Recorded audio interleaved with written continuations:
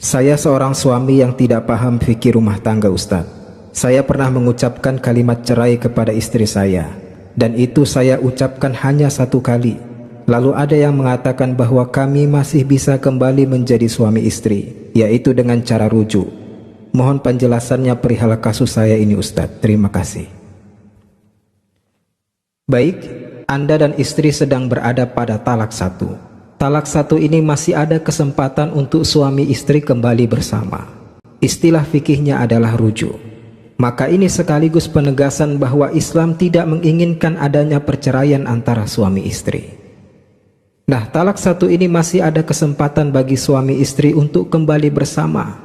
Baik istri belum melewati masa iddah atau istri telah melewati masa iddah, maka suami istri masih bisa kembali bersama asalkan mereka masih pada talak satu atau talak dua. Cara rujuk dari talak satu atau talak dua, jika istri belum melewati masa iddah, yaitu istri belum sampai 3 kali haid, maka suami istri itu bisa kembali rujuk dengan 2 cara.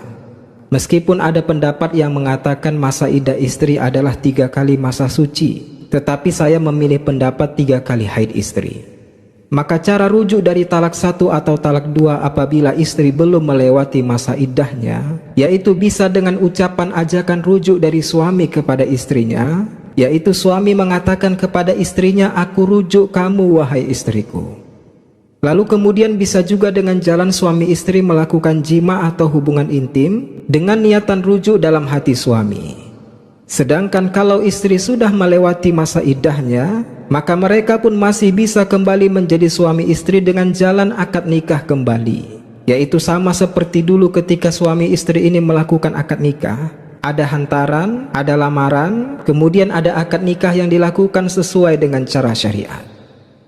Nah, yang menjadi catatan adalah ketika masih pada talak satu atau talak dua, istri disarankan untuk tidak keluar dari rumah. Istri disarankan untuk tidak pulang ke rumah orang tuanya. Ini agar bisa segera terjadi rujuk antara suami istri. Akan tetapi dengan penegasan, yaitu apabila istri tidak terancam diri dan nyawanya di rumah itu. Akan tetapi apabila suami melakukan KDRT, suami memukul istri, maka istri boleh keluar dari rumah dan pergi ke tempat yang aman menurut si istri, yaitu misalnya pergi ke rumah orang tuanya. Lalu kemudian apakah boleh istri menolak ajakan rujuk dari suami? Maka tentu istri boleh menolak ajakan rujuk dari suami dengan berbagai pertimbangan.